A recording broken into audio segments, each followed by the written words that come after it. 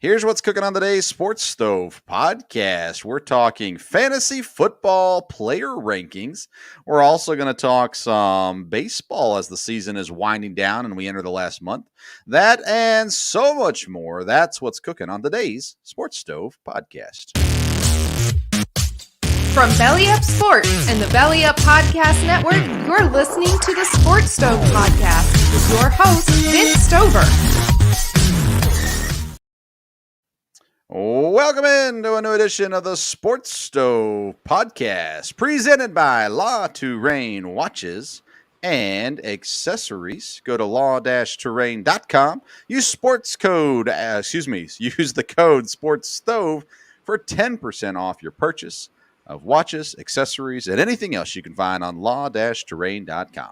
Joining me, as he usually does, is my dad, Dale Stover. Dad, welcome back to the program. How you doing? Well, thank you. Good to be back. Doing good. Exciting times coming up in sports. It is. Yeah, we got a big football weekend with college football really kicking off. We had some exciting high school football on ESPN earlier this weekend that Yeah, we did. shows you how professional some people are, and exciting times there for sure. Had some cuts today. We're recording live on a Tuesday night. And those cuts, of course, Cam Newton made the big splash that he was released. I still think that was by his choice personally. I don't think that was a surprise to him. I think he didn't want to be there if he wasn't going to start. And I think it was a mutual parting, as mutual as it can be in those situations as well. Were you surprised? I guess I was surprised. Are you surprised now, looking back on it, that Cam Newton has been cut? No, I mean, I didn't keep up with it that much to know how well Mac Jones was doing. It's interesting. I tell you, Belichick, quite the drafter at times, waits till the 15th pick, and then he gets a guy, and the guy's going to start as a rookie. We had talked about it was going to be hard to keep both of them if you were going to use Jones this year because they just don't play the same style. I don't think you could have one offense and play both of them. And Jones probably fits the New England offense, and he may be fairly successful there the way they'll handle him. Maybe so. We'll see for sure. And one of the big questions is about fantasy football, right? Well, we'll get to that in just a moment. We're going to bring in our guest here tonight from BellyUpFantasySports.com. Writer and general football fan Joel Lawless. Joel, how you doing? Good. How are you guys? Doing great. Thanks for being on with us tonight. Thanks for having me. Not a problem at all. All right, so we're bringing you on because back on August the 18th, you dropped an article on BellyUpFantasySports.com, your top 12 fantasy quarterbacks, and part of your article made me raise an eyebrow. Now that's normal. That's fine. It's not a big deal. But I want to give you a chance to talk about some of your decisions here. First, that was a couple weeks ago. Right. Has there been any changes to your quarterback rankings since you wrote the article? Top 10. I don't know if that's going to change. 11's where it's going to get choppy because Mac Jones is going to be in that at least top 10, top 11. Okay, awesome. All right. We'll get there in just a second. So let's start at the top with your rankings. Dad, I don't think you've seen these yet, but you had number 1 overall Josh Allen, and Correct. Really your top 2 quarterbacks especially are pretty mobile guys. But Josh Allen and Kyler Murray is 1, 2. So what is your process, your thinking process when it goes to Josh Allen, number 1 for fantasy quarterback? Just off the way he played last year, he was number 1 last year, believe it or not. I think he's just a phenomenal quarterback. I love the way he throws the ball. Looks like a perfect spiral. And according to Emmanuel Sanders, it's like the best ball he's ever seen. So I just think he's got it down when it comes to throwing the ball. And then he's a big body when it comes to running too. He's good at that. Yeah, and can stay healthy because of that frame. Yeah. Number 2, you got Kyler Murray, and he's kind of the exact opposite when you look at especially body types between Josh Allen and Kyler Murray. I like Kyler Murray. I can't say I had him quite that high, but I had him relatively high as well. Like him there. Does the weapons that Kyler Murray has, does that play into the biggest role of him being number 2, or is it his athletic ability? I think it's probably his athletic ability. He's just like too fast for everyone on the field. He's kind of a cheat code. And I think the first like 12 games he was running away with the MVP, and then he had a bad second half, in my opinion. Mm-hmm. So I'm hoping to see him get the MVP this year. Ooh, Kyler Murray MVP. Interesting. Yep. I like it. Let's see here. Number 3, you had Dak Prescott. I'm not a huge Cowboy fan, but I'm big on Dak Prescott this year. Dad is not big on Dak Prescott at all. But nonetheless, give me your thoughts on Dak Prescott number 3, because most people don't have Dak that high. Yeah, no, I'm kind of giving him the benefit of the doubt because of last year he was on pace for the best season of all time or something.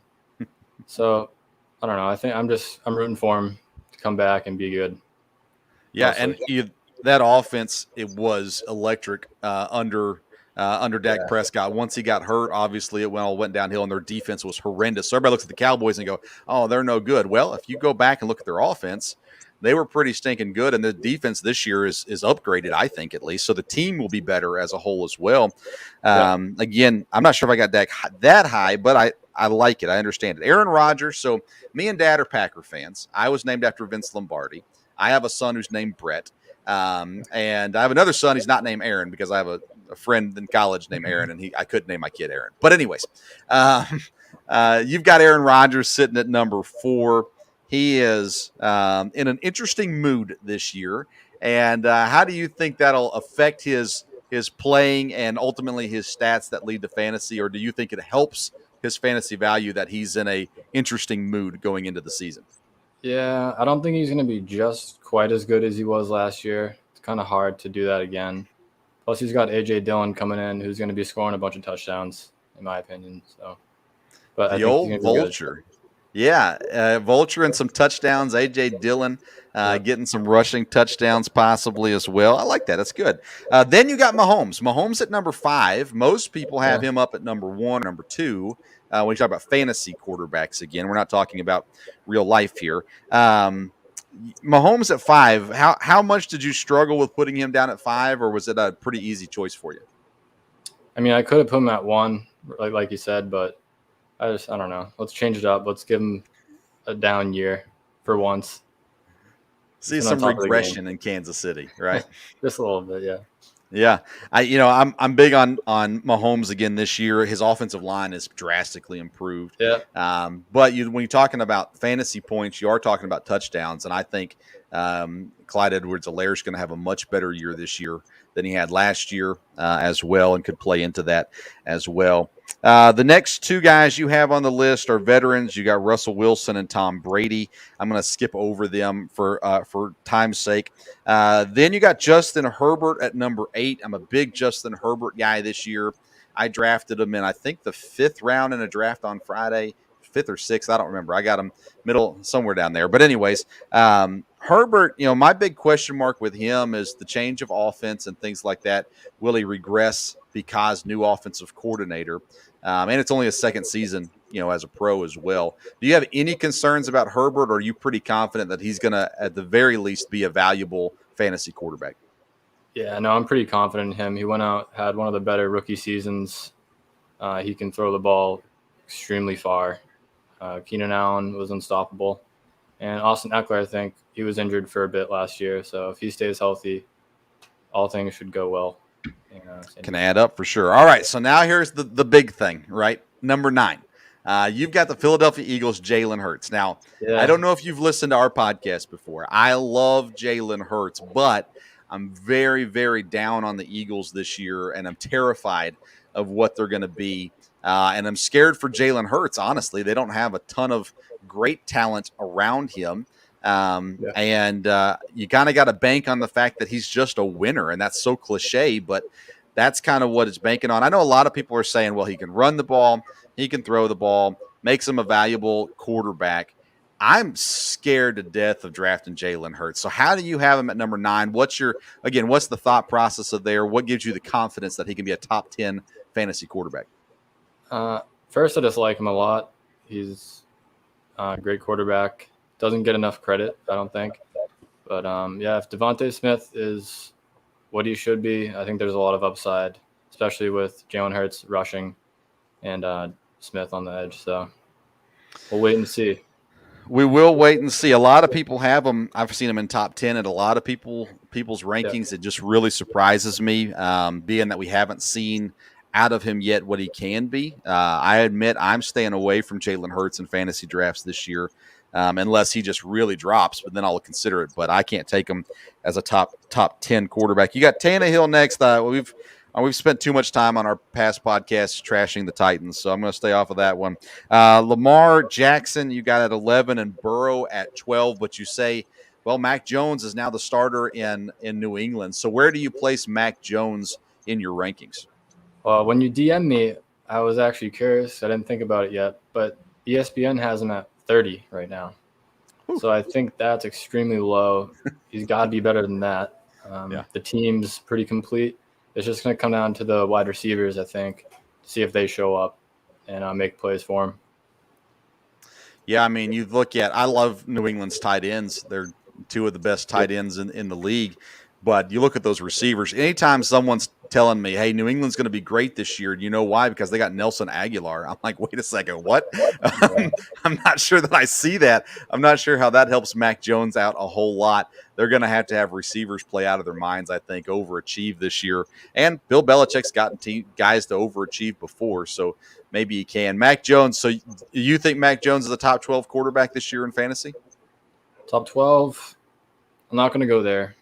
But Okay. I do think he's going to be a great football player for our team, probably better than a fantasy player, at least for this year. But going down the road, Mac Jones will be in the top 10 for sure. Okay. All right, so not this year, but maybe soon there. Dad, any questions on the quarterback rankings or any other questions about quarterbacks that you have for Joel? No, let's see. Where do you, because it was interesting in our draft the other night, where does Matt Ryan fit in with you? I don't know how I feel about Matt Ryan this year. He's just, after last year, he let me down one too many times. I don't think I can do it. So Joel is an emotional fantasy football ranker. It's you've been burned by somebody before. I get it. But get burned by someone, you're like, I can't touch that guy with a 10-foot pole. I get that. I'm big on Matt Ryan this year, but we've talked about that in our South preview episodes. Anything else, Dad? No, like I said, I wouldn't agree with some of them, but hey, you're more an expert than I am. But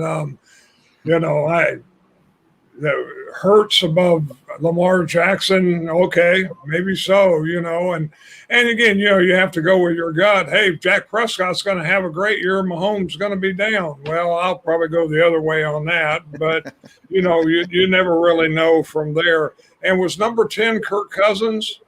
No, Ryan Tannehill.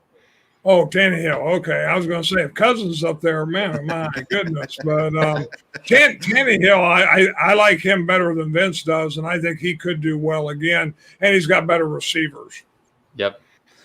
Yeah. He does have better receivers, but again, I'll stop before the Titans fans hate me anymore. Joel Lawless, he's a writer for BellyUpFantasySports.com. You can check out his articles there on BellyUpFantasySports.com. Joel, where can the people find you on social media so they can follow you? Mostly on Twitter for my writings, just at Joel Flawless. Joel Flawless. There it is, right there. Joel Lawless from Belly Up Sports. Thank you so much for being with us tonight. We appreciate you taking some time to be with us. Thank you. No problem. Thanks for having me. All right. Have a good one. Thank you. All right, Dad. So there you go. We got the information out there from Joel, and I really do appreciate him coming on. And I saw the article there about the quarterbacks a couple weeks ago, and reached out to Joel to have him on and wanted to talk to him about what his rankings were, because they definitely don't match up with my rankings, and so I was curious. So, Dad, now we're gonna take some time, and while we're talking about time, we should probably talk about La Terrain. La Terrain watches Sleek, stylish designs. They've got all kinds of different options for you. I want to tell you about the Compass by La Terrain. Built for the man on the go, the Compass is primed to take on life's moments, from casually keeping time around the boardroom table to backing you up in tough terrain. Style and function go hand in hand with this wristwatch that offers dependability under any circumstance. Reliable, versatile, great looking, and easy to wear every day, the Compass is right for you at a great price. All all-terrain watches are backed with the international 24-month warranty to protect against any manufacturer issues, and La Terrain stands behind their products because they know they are built for high expectations. Visit law-terrain.com. That's law, then a little dash, terrain, TOURAINE.com. Use the code SPORTSSTOVE. You're going to get 10% off your purchase. All right, Dad. So now for the next several minutes, we're going to talk about our fantasy rankings because they are a little different from Joel's, especially in the quarterbacks. And ours, I'm guessing, we've not shared our rankings with each other. I'm guessing ours are going to be a little different from each other as well. So let's start with quarterbacks, since we've talked about that a little bit with Joel. He had Josh Allen, Kyler Murray, and Dak Prescott as his top three. Who do you have as your top three quarterbacks for fantasy football this year? I have Mahomes, Rodgers, and Lamar Jackson. Okay, so we're not too far off then. I've got Mahomes one as well. I think he just has the weapons. He has the offense tailored around him. Josh Allen is who I have number two because of, again, he's got the rushing ability and the offense, again, tailor-made for him. And I've got Aaron Rodgers number three, coming off an MVP season. Like I said with Joel, he's just in a mood right now, and I think it's going to turn out okay, especially in the early part of the season there as well. You've got Lamar Jackson. I've got Lamar Jackson number four, so I'm with you there that he's a little higher. They're having some injury issues with their receivers, so that scares me a little bit. The offensive line is okay, but not great. That scares me a little bit. But at the end of the day, Lamar Jackson is Lamar Jackson. So you're talking about fantasy football, I've got him way up there as well. Who's your number four? Josh Allen. Okay, so our top four are the same, just slightly different people. So let's move down to 5, 6, 7. Who do you have at 5, 6, and 7? I've got Kyler Murray, Russell Wilson, and Justin Herbert. All right, so we've got two of the three the same also. I've got number 5, Dak Prescott, and I know we've talked about this when we talked about the East divisions. I just think the offense, I mean, you look at the receivers that Dak Prescott has, it's nuts. If he stays healthy, they're going to put up lots of numbers on offense. Whether or not the team is successful is still yet to be seen, although I think they win the division. Dak Prescott's a guy I'm all in on this year. I've got him number 5, Kyler Murray number 6, Justin Herbert number 7. I've got Wilson down at number 9 on my list. Do you have Dak Prescott in your top 10? Yes, I have him at number 10. Okay, so it looks like our top 10 are starting to line up. That leaves us two more guys that we haven't mentioned. Russell Wilson, by the way, I like Russell Wilson fine. I am really scared of Seattle players for whatever reason. I just don't trust them. And even though Russell Wilson's a good quarterback and he scores well in fantasy, I'm staying away because I think Seattle's going to have a rough year this year. Who's the other two players you have in your top 10? I have 8, Matt Stafford, and 9, Tom Brady. I have 8, Matt Stafford, and 10, Tom Brady. So we've got the same 10 players. I'm surprised by that. I thought maybe we would sneak somebody different in. Matt Stafford for fantasy football this year, you look at the offense that he has, the receivers that he has, he should go nuts this year. And the running game is going to be questionable, at least to start the season with Henderson, and then they bring in Sony Michel. But I like what Matt Stafford's going to do. I have Matt Stafford as a MVP candidate. I think he's a guy to watch out for MVP this year. So I'm really surprised, Dad, that we had the same top 10 players in that top 10 quarterback. Let's move on to running backs. We're going to be talking about running backs, receivers, and tight ends, and we're going to talk about them as if we are in a PPR league. So if you're listening and you hear, well, that running back should be higher, you've got to remember this is a PPR. We're doing it for PPR rankings because the leagues that me and Dad are in are PPR leagues. So that's why we're going to do that. All right, Dad, running back number 1, who do you have? Christian McCaffrey. I'm with you on that one. Number 2. Alvin Kamara. I'm with you on that one. I am more excited about Alvin Kamara today than I was a week ago, honestly. For whatever reason, I feel like Jameis Winston now being solidified as the number one quarterback, I think that helps this team. Kamara is going to get a lot of catches, I think, this year. As long as he stays healthy, he's going to be a top running back. Who do you have as number 3? Derrick Henry. Right on. Same thing here with me. I'm not a Titans guy. Derrick Henry is the one guy I trust this year in Tennessee. The other ones I'm too afraid of. So he's my number 3 as well. Number 4. Ezekiel Elliott. Ooh, okay. So here's where we're different. I do not have Ezekiel Elliott in my top 10 running backs at all. I've got Saquon Barkley here at number 4 on my list. And Zeke, I've got Zeke down at about 11 on my list. And I'll explain maybe that in a minute. Who's your number 5? Dalvin Cook. All right, I've got Dalvin Cook as number 5 on my list as well. Number 6? I have Saquon Barkley there. All right, so you've got Barkley. I've got Jonathan Taylor at number 6 on my list. I think Taylor is going to be an elite running back this season and is going to be used in a lot of ways that's going to bolster his fantasy value there. Number 7. I have Nick Chubb. All right, I don't have Chubb in my top 10 either. I wanted to put Chubb in my top 10. I couldn't do it, though. I got number 7 as Aaron Jones for me from Green Bay. I like what he's going to do this season and expect him to have a good year again this year in Green Bay. People, even Joel mentioned A.J. Dillon maybe taking away some touchdowns from Aaron Rodgers and things like that. I could understand that to some degree, but I'm going to have to see it first. I still trust Aaron Jones being the main running back, getting touchdowns, especially early in the season. That could change later in the season. But I think Rodgers is going to throw a ton of touchdowns this year as well. So I feel comfortable with Jones at 7. Who do you have at number 8? I have Aaron Jones at 8. All right, so I've got Joe Mixon from Cincinnati at number 8. Again, I'm really high on Cincinnati this year, especially when it comes to the fantasy things. Joe Burrow, Joe Mixon, those kind of guys I'm big on. I've got Mixon at 8. I considered Ezekiel Elliott here at 8, and I just feel like Mixon's going to outscore him this year. Number 9, who do you have there? I have Taylor there. All right, so you got Taylor way down at 9. I've got Clyde Edwards-Helaire there, and I mentioned this when we talked about Patrick Mahomes. I really think that he's going to improve a lot this year in the Kansas City offense. It's going to be his show to take, and I think he's going to take advantage of it, and I expect him to be a top 10 running back this year. Number 10 for you, running back. I have Eckler.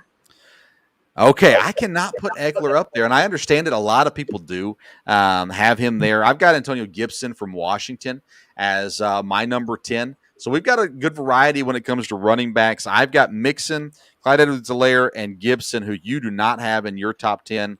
You have Chubb, Ezekiel Elliott, and Eckler, who I do not have in my top 10, all in there as well. But we agreed on the first 3. So we're somewhere. And 4 of the first 5 we agreed on too. So we're definitely – the top running backs are really strong. To me, if I took my top 10 and I pulled one out of the hat, I'd be happy, with any of them, depending on where you're drafting. But I think there's a lot of the top echelon running backs. It's hard to tell who's going to be a little better than the next one. Now, it drops off pretty quick, but the top echelon, 13, 15, is pretty good. So when you say top echelon, so when I look at these running backs, I kind of tier them up. And I've got McCaffrey, Kamara, Henry, Barkley, Cook as probably, well, maybe not Cook. So maybe the top 4, Barkley, Henry, Kamara, and McCaffrey as kind of tier 1 of my running backs. And then from there, I've got Cook, Taylor, Jones as tier 2 of my running backs. And then the next group would be tier 3, which would probably include guys that were not in my top 10, guys like Ezekiel Elliott, Eckler, those kind of guys as well. Who would you say is your tier 1 running backs? Do you have it in like your top 3, your top 4 that are tier 1, or do you have it break it down a little broader? I haven't really broke them down like that, but again, I think McCaffrey, Kamara, probably Henry, and that would be, the top 3 there. Then you got probably the next ones through the top 10 of mine would be in tier 2. And again, I had Edwards-Helaire number 11 right there, Gibson number 12. And I think you got Harris, Mixon, Robinson, Sanders, and Jacobs. I think the last three, Robinson, Sanders, and Jacobs are a little further down, but probably better than the rest. Let's go back to Najee Harris. He did not make my top 10. Part of the reason why is because I think Pittsburgh's going to be bad this year. How much confidence would you have in drafting Najee Harris? Because you're talking about you're going to have to get him probably in the second round, would be my guess, to get Najee Harris. And that would be probably later in the second round. But your thoughts on Najee and your confidence level as the rookie running back comes into Pittsburgh? Like I said, that all worries me a little bit. I wouldn't take him as high as the second round or my second running back. So I probably wouldn't get him because these rankings are higher than that. But if he fell after that and I had one good running back, definitely if I had two, it'd be great to have him. And he may be just great, but like you said, he is a rookie, and you don't really know how Pittsburgh is going to do. Are they going to rally around Ben, and it's really going to be a great year? Or Juju going to have a better year, or are things just going to fall apart? Well, if you don't know how Pittsburgh's going to do this year, you need to go back and listen to the AFC North preview episode. I made it very clear. Pittsburgh's going to be a 6-win team this year, 4th in the division. It's not going to be pretty in Pittsburgh this year. That is what I believe, at least. All right, let's go to wide receivers. Again, we're ranking them as they would be in a PPR league. These are point per reception rankings. I'm going to guess we got number 1 the same, but maybe not. Who do you guys have as number 1? Yeah, Devonte Adams. Yeah. Devonte Adams, not only is Devonte Adams one of the best receivers in the NFL, I think if you talk real football, I put him number 2, maybe number 3, but I think number 2 right now behind Hopkins and real football. But fantasy football, you put Aaron Rodgers, favorite target on the field, you better believe he's going to find him, and he's going to find him a lot. And even though Aaron Rodgers will spread the ball around a little bit, he's always going to make sure Adams gets his catches during the game. He's going to score a lot of fantasy points this year. Number 2, who do you have? I have Tyrique Hill. Tyreek Hill, number 2. Okay. I've got Stephon Diggs, number 2 from Buffalo. The way they used him last year and this year, bringing in Emmanuel Sanders should help maybe pull the defense a little bit more away from him. So I like Diggs at number 2. I've got Tyreek Hill at 4. Who do you have as number 3? I have Diggs at 3, and then I have Hopkins at 4. Yeah, so we got the same 4. We just have them in a slightly different order. I don't think you can go wrong with any 4 of those receivers. That's tier 1 for me, those receivers. If you end up with one of those guys, you've got one of the top receivers, and you're going to be pretty safe, at least barring injury, with one of those guys. Who do you have as number 5? I have Jefferson. Me too. How about that? I had Justin Jefferson last year. Absolutely loved him. As much as I don't like Minnesota, as much as I think Minnesota is going to have a new coach next year because of how bad they play this year, they're going to throw the football a lot, and Justin Jefferson's going to catch the football a lot. I like him at number 5 also. Number 6. Then I have Metcalf. Okay, so I've got Calvin Ridley at number 6. And again, when you asked the question about Matt Ryan to Joel, that's kind of the first thing I went to is I think Matt Ryan's going to have a positive year this year. And one of the reasons why is Calvin Ridley. And so I'm high on Ridley. I've got Ridley 6. I've got Metcalf down at number 8. Who do you have at number 7? Actually, I skipped one there. I had Ridley at 5 and Jefferson at 6. Okay. And Metcalf in at 7. So Metcalf at 7, Ridley, Jefferson before this. So we've got the same top 6 of receivers, just in slightly different orders. Who do you have at number 8? Keenan Allen. All right, so we have the same top 8 players because I've got Keenan Allen at number 7, Metcalf at number 8. Number 9? I got McLaren. I've got him as well there. I love Scary Terry. When it comes to Washington, I am not a Ryan Fitzpatrick guy. I've made that very clear. But I think Scary Terry is going to get some points this year, and I was able to snag him in a draft on Friday as well. Pretty excited about that one. Number 10. This is a hard one, I think, to come up with number 10. There's a lot of guys kind of in this area that could work here. Who do you have as number 10? Yeah, you're right. There's a lot of guys there, but a guy that I just, I like and I think will do good in fantasy football, so I'd move him up to 10 and be Evans. Dad, we got the same top 10. Really? I am surprised. I'm surprised by that with the variety that's out there in wide receivers. But I've got Mike Evans as number 10 as well. Again, there's a lot of guys. I like the Cowboys when it comes to fantasy football, but I'm not sure which receiver is going to be the top dog there. when it comes to fantasy. You've got CD Lamb, you've got Cooper there as well. So, I'm not sure which one of those guys I considered putting one of them up here. But ultimately, when you look at Tampa and what they're going to do, Mike Evans is a guy that can catch a lot of touchdowns this year. And so that we got the same 10 guys, different orders, but same 10 guys in the top 10s of wide receiver. Again, my tier 1 is Adams, Diggs, Hopkins, and Hill. And then from there, you go down to tier 2, which would be Jefferson, Ridley, Allen, Metcalf, McLaren, and then from there it goes to tier 3. I'd have Evans starting my tier 3. Are those top 4 guys your tier 1 also, or would you throw somebody else in there as well? Yes, no, that'd be it. Adams, Hill, Diggs, and Hopkins. We're Packer fans, so Adams is number 1 on our list, and I think that's fair. What other Packers would just give me one other Packers receiver that you say is worth having on your fantasy football team? From following it as well as I think I do and watching everything in the preseason, fantasy-wise, Scantling. Yeah, it looks like Valdez-Scantling is going to have quite the opportunity here if he can catch the football. That's the biggest thing with Scantling is catching the football. And because he gets open, he's got the speed, he gets down the field, and then he just drops the ball when he's wide open. So that's interesting. I like Lazard there as well. I think Rodgers likes him, but I think Scantling this year is probably the play in Green Bay if you're looking at a second receiver in Green Bay. Let's go to tight ends. Tight ends now, top 10 tight ends. Again, PPR rankings here for tight ends. I would assume we have a lot of the same guys, but different rankings on this one. So we'll see. Number 1 tight end that you have. Well, I'd like to have Tony Gonzalez, but he doesn't play anymore. So correct. We'll go with Kelsey. Yeah, Travis Kelce to me is a clear-cut number 1 in fantasy tight end for sure. Number 2. Andrews. I'm there with you. I got Mark Andrews number 2 also. Number 3. I have George Kittle. All right, so we're going to be a little different here. I've got Darren Waller in Vegas. I want to go back, though, to Mark Andrews real quick. I don't want to skip over that too fast.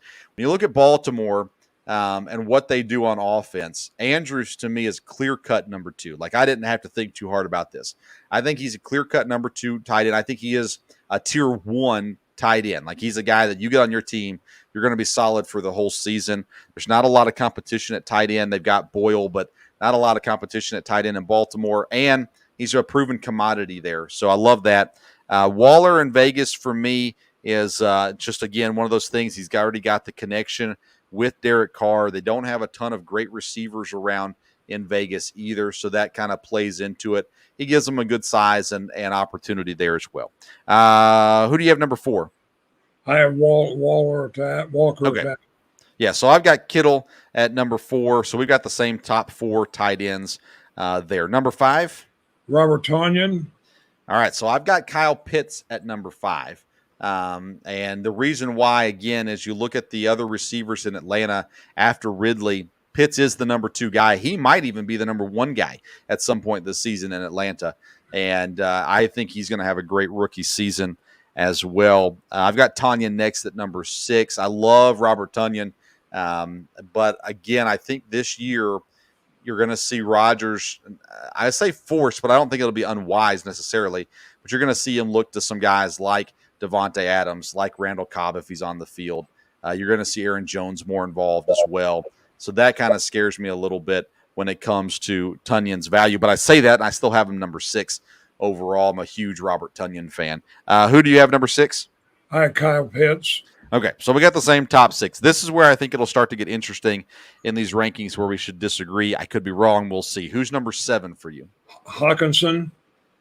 Okay, I've got Hawkinson number 8. I've said a lot this offseason as people were spouting off Hawkinson as a top 3 tight end. I said he's not a top 3 tight end, and he is a top 8 tight end, and that's why I have him there at 8.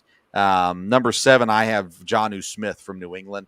I think he's going to be the tight end that gets the majority of the touchdowns over Hunter Henry, although I think Hunter Henry is probably a better tight end, especially receiving tight end.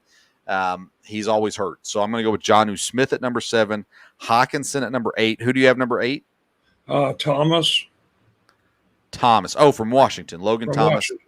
Okay, yeah. I'm scared of Thomas this year. A lot of people have him around number 7, number 8 in the rankings, and I like him okay, but I got to admit he scares me this year. I think he's being overhyped to some degree, so I don't even have him in my top 10 in this ranking.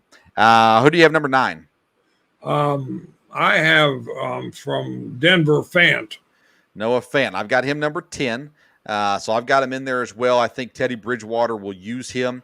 He is talented, but again, you've got some really, really talented receivers, 3 really talented receivers in Denver, which are going to steal some of the thunder for Noah Fant. But I do have him number 10 in there. Who's your number 10? Number 10, you got to go with the guy that can catch it over the open water, Gronkowski. Gronkowski. Okay, Gronk's not in my top 10. I don't have Gronk very high. Gronk is a guy I'm not drafting. So there you go. Anybody in any of my leagues, you don't have to worry about me taking Robert Gronkowski. I've got Dallas Goedert in my top 10. I got him number 9. He's going to be the starting tight end in Philly. You know how I feel about young quarterbacks and their tight ends when it comes to fantasy football. If you've got a young quarterback, the tight end's going to catch the ball a lot. Dallas Goedert seems to be the guy that's going to be the main guy in Philadelphia. It'll be interesting to see if Zach Ertz gets involved this year or not. So that one is what I have. I've got Goddard 9, Fant number 10. Dad has Fant number 9. And who'd you say at number 10? Gronk. That's right. Gronk at number 10. Yeah. Gronkowski. Yep. So there you go. So there's where we are with the fantasy football rankings. We've given you our top 10 quarterbacks, running backs, wide receivers, and tight ends. And those are our personal rankings that we've given for you there. We've got a draft coming up this Friday. I've got another draft coming up on Sunday. So I hesitate to give my rankings. My dad asked me the other day, and I'll ask Dad's opinion of this in just a minute. But he said, I'm trying to figure out if you've been lying when we've been talking fantasy football on the podcast, or if you've actually been telling the truth. And it's hard. This is my first year doing fantasy stuff on the podcast because last year I didn't want to let out what I was doing. And I don't even know if most of the guys in the leagues I'm in pay attention to this podcast. They should, but I'm not sure that they do. And so nonetheless, this year I just decided, hey, let's just go at it. We're going to give you what it is, and you can decide to use it or not. That's up to you on that. So, Dad, you asked me the other day if you were going to try to figure out if I was lying when we were talking fantasy football or if I was being completely truthful. We've been through one draft. We've got another one Friday.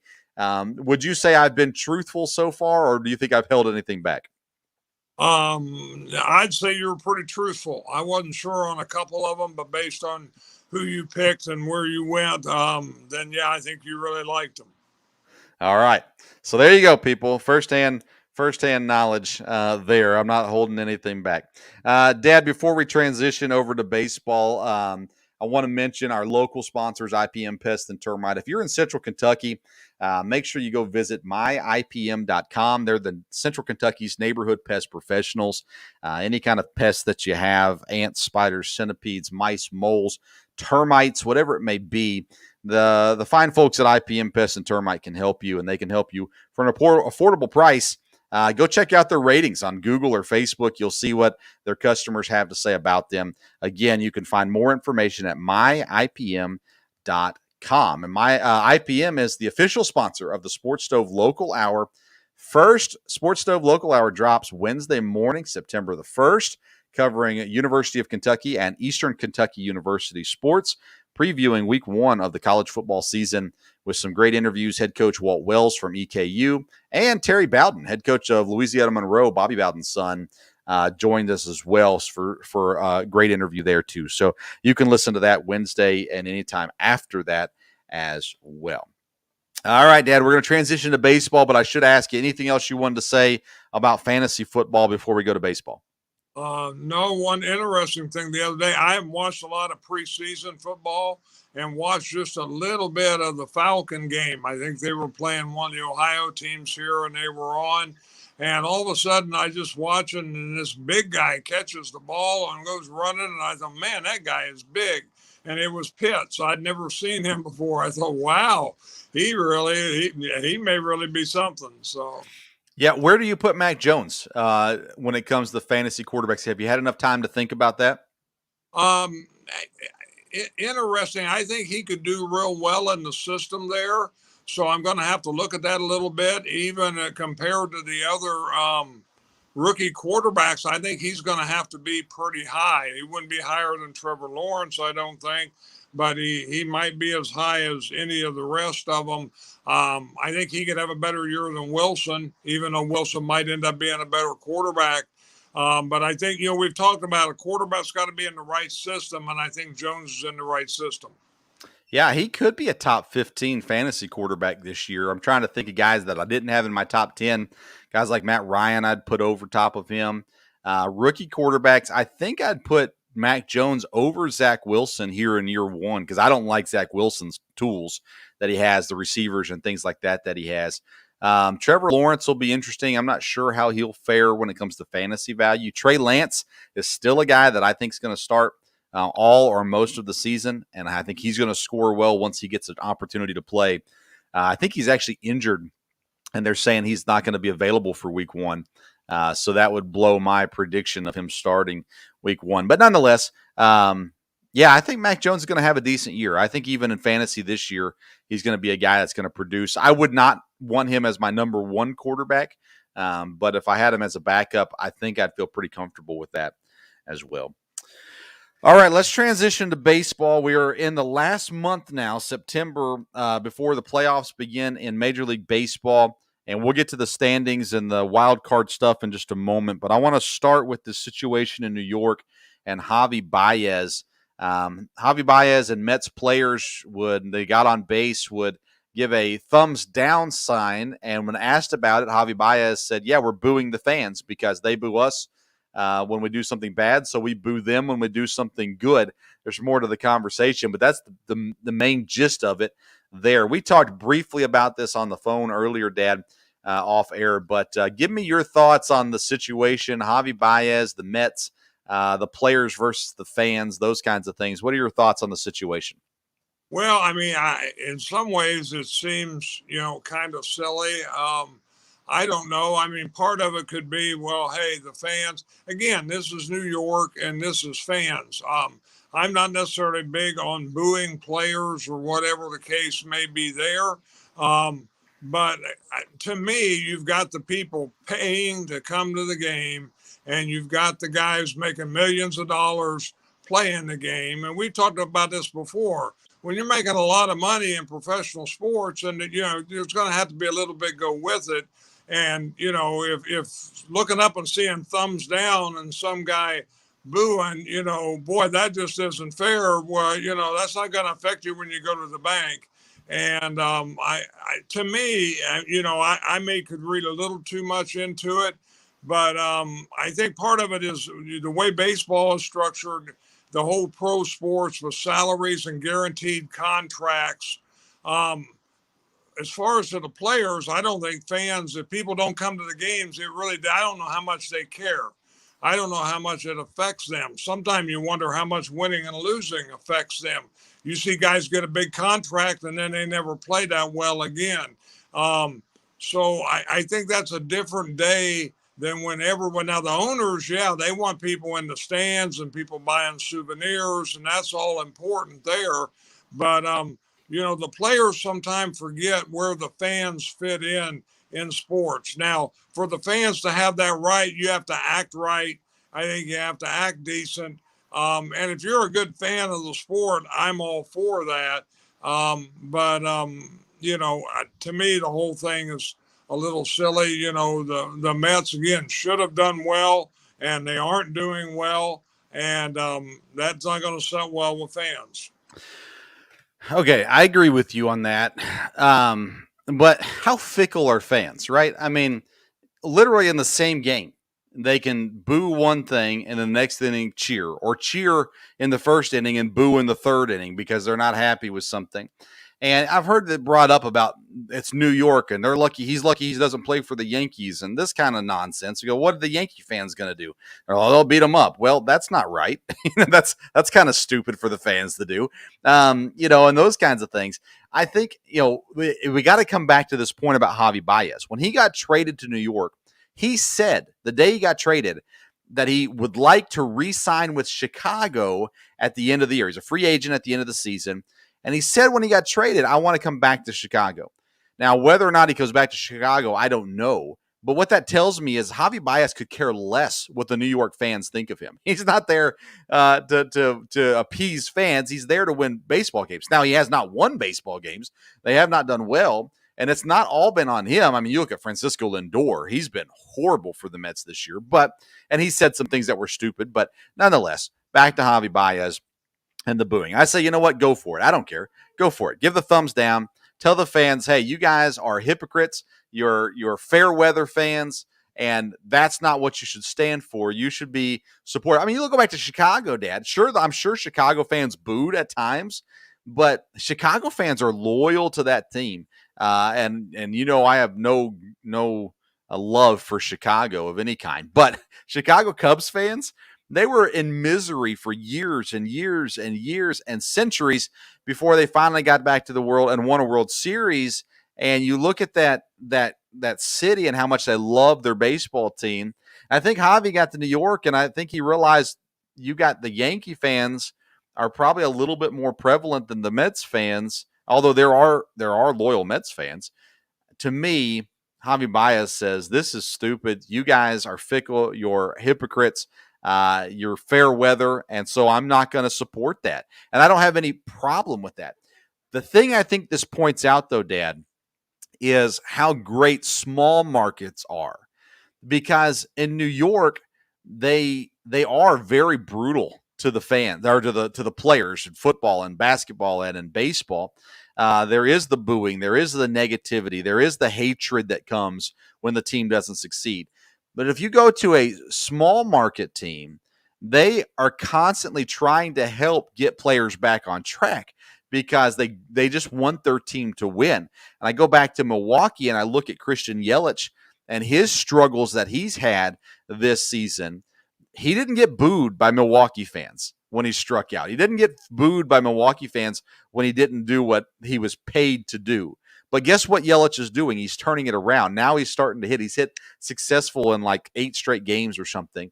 And you look at it, and every time Christian Yelich walks out on the field, he has fans supporting him, trying to encourage him to get him back out of his funk. They're trying to be a part of the solution and not just pouring on. We know, Dad, society is soft. We're getting softer and softer by the minute.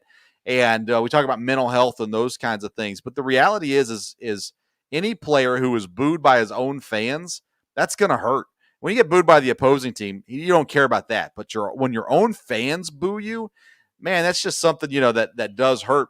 And so I think small market fan bases are far better than large market fan bases because they just support the players, and with the exception of illegal things and domestic abuse and stuff like that.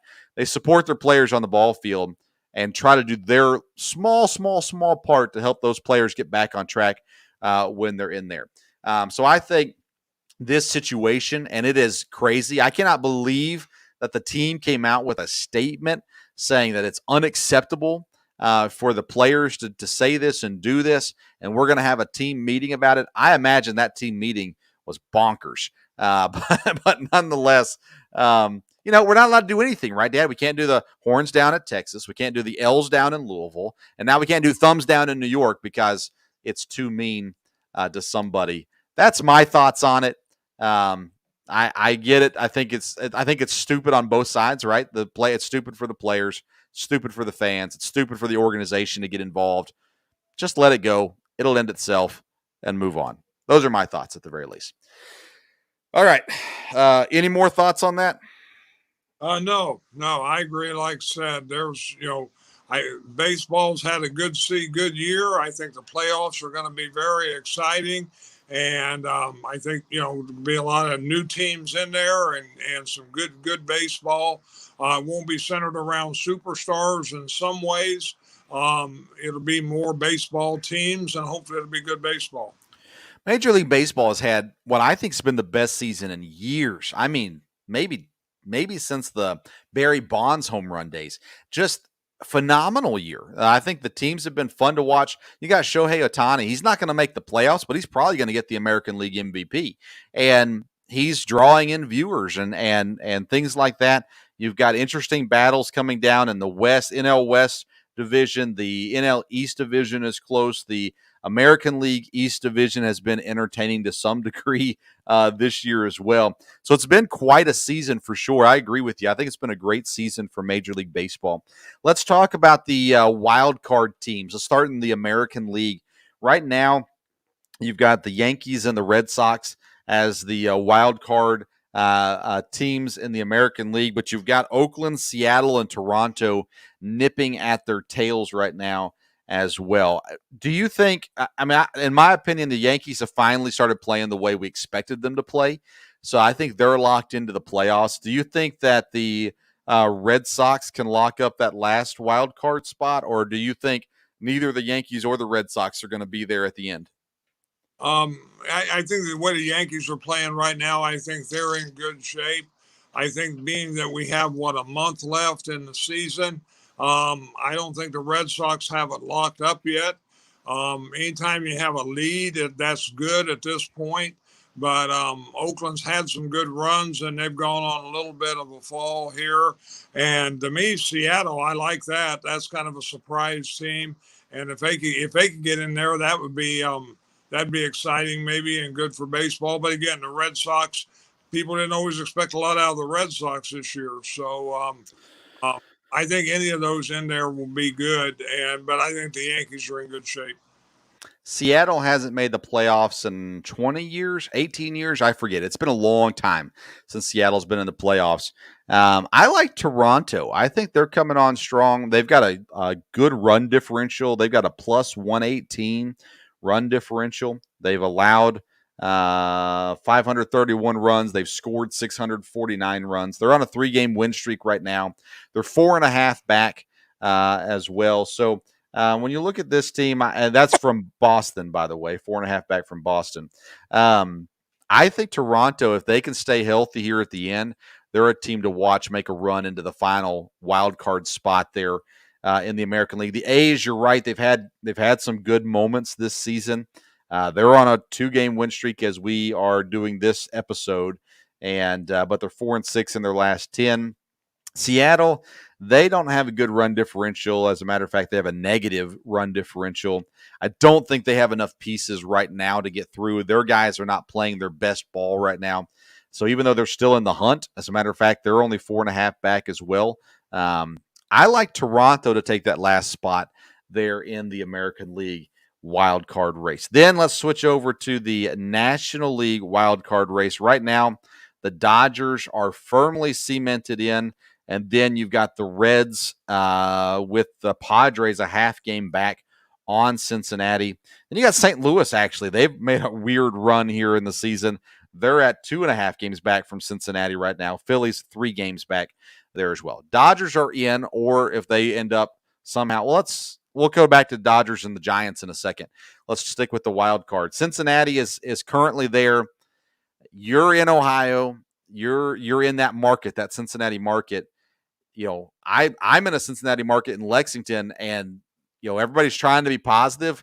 That bullpen is so bad. I just cannot imagine Cincinnati making the playoffs still.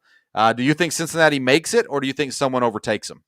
Well, people are really excited up here. No doubt about that. The fan base is very loyal, and they're very excited that there's, that they're in the playoff hunt or would be in the playoffs right now. I don't know that they will. The Cardinals are making a run. It's the Reds have won some big games, but then, when they play some good teams, they've struggled. And they got a doubleheader tomorrow with the Cardinals. So, boy, the standings could change, real quick there. And they haven't been able to handle Milwaukee for the most part. So, I don't know. It'll be interesting to see who gets in there. And again, up here, it's very positive. And I don't think Cincinnati, like you said, there's some problems with the bullpen. They won't go far, but they might get that last wild card spot, and that'd be a real real shot in the arm up here. They have some good young players. They've had some people that surprised, no doubt about that. But the pitching has been the problem. Well, you look at their September schedule. They play St. Louis next. Then they got Detroit. Then they got the Cubs. The Cubs are an easy win right now. They got the Cardinals again. Then they got the Pirates, the Dodgers, the Pirates, the Nationals, and they close out with the White Sox. They've got a relatively easy schedule when you're talking about playing the Pirates, the Tigers, and the Cubs in that spurt. But you're right, against that St. Louis. They play St. Louis in 2 series here in the last month. And that's going to be intriguing to see if St. Louis can do something. San Diego still has the talent, and I expect San Diego to overtake Cincinnati personally. But San Diego's got a tougher schedule, so that might be rougher because San Diego has to play San Francisco. They've got to play the Dodgers. They've got to play the Astros.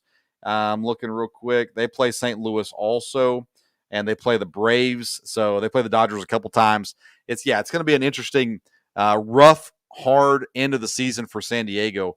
They should be the team that gets there. Maybe Cincinnati can hold on. I would still be shocked if St. Louis overtakes them there as well. Division leader in the NL West, the San Francisco Giants. Your San Francisco Giants have been leading all season long. They're a game and a half up on the Dodgers. Are the Giants going to be able to hold on to the division, or will they end up being the wild card? I think they can hold on just because they're playing good ball. They have a lot of people that contribute. One night you've got, one guy hits a home run, and next night another guy. Plus, they've had some players that have had some really strong seasons. Their pitching, for the most part, has been good. There's been some drops there. They do have a good bullpen. They can come in and hold up there. So, again, I've kind of been waiting for the Dodgers to overtake it. The Dodgers have to be going crazy because outside of last night, every time the Giants lose, the Dodgers lose. Mm-hmm. Now, in the same way, when we win, the Dodgers win. So we haven't been able – a couple of weeks ago, we had a 4-game lead. But outside of that, it's been 2, 2.5, and now it's 1.5. So we'll see. This is a big series, a tough series with Milwaukee. Lost last night. It was a close game there. It was okay because my fantasy pitcher won, but it's interesting now when you do get to see some of the good teams that are probably going to face in the playoffs playing each other from there. And I haven't looked at the schedule, but I know the Giants always end up the year with the Dodgers. I assume that's the case this year. I got the schedule in front of me right now. San Francisco, they play the Dodgers next after Milwaukee. Then they've got the Rockies. They'll have the Rockies twice, 2 series against the Rockies. They got a series against the Cubs. They end the season against the Diamondbacks. So they only play the Dodgers one more series. They play the Padres, the Braves in that grouping as well. They play the Padres actually in 2 series, the Dodgers in only 1 series. So they've got a relatively easy schedule too, in and out this season. Yeah, I think this here and that schedule helps them. I think they're in good shape. Again, the Dodgers are going to be interesting. Whichever team is the wild card is going to be a really strong wild card team, no doubt about that, because their records are going to be, better than all the other teams in the playoffs. So it's funny, I'm not a big Braves fan, but Atlanta has played well and has played well against the good teams. We split with them. And, I'm hoping they do well against the Dodgers this series, but I'm really surprised the Braves jumped up like they did. You're right. The Braves have been. I thought that both the Phillies and the Mets. Well, the Mets were injured, but I thought they were going to have some guys really come on after the All-Star break. They have not. Then the Phillies, after the trade deadline, I was all in on the Phillies, and they have not been able to do much with it. And so you're right. The Braves have played, and at this point, they seem to be pretty well in control of the East. They could still be caught for sure, but the way they're playing right now, I expect them to stick where it is. All right, Dad, our next episode will be Thursday night, 8 o'clock. I'll be joined by the host of The Bottom Line with Brad Taylor. We're going to talk college football and discuss win totals and a lot of other things in regards to college football. I'm sure we'll talk some baseball there as well. I want to remind you to go visit La Terrain. You can find it sports-terrain.com and use the code SPORTSSTOVE. You'll get 10% off your watch or any accessories that you purchase. We appreciate them for partnering with us as well. Then our brand new Sports Stove Local Hour covering Kentucky Wildcats and Eastern Kentucky Colonels drops momentarily. It'll be available as of Wednesday morning, and which most of you listening is Wednesday. So it's available now. Go wherever you get your podcast to the Sports Stove podcast. You'll find the Sports Stove Local Hour there in the episodes, as long as all our other Sports Stove podcasts there as well. Thank you so much for tuning in tonight. Until next time, we'll see you around the Sports Stove.